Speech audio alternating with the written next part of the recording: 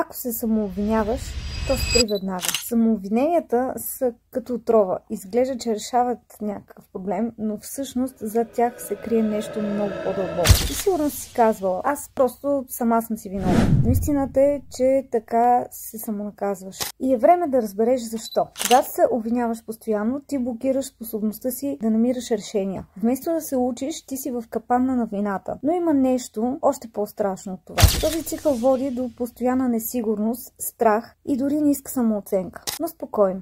Има изход. Ето 3 лесни стъпки, които ще ти помогнат да поемеш отговорност, без да се чувстваш зле. Първо, вземи един лист и една химикалка. Второ, запиши какво се случва, като детайлно опишеш своите емоции. И трето, попитай се какво мога да направя по-добре следващия път. И запомни, да се учиш от грешките си не означава да се самонаказваш. Ако искаш да продължиш да се развиваш и да изграждаш здравословна връзка със себе си, присъедини се към моята напълно безплатна Viber група от линка в профилът ми. Очаквам те!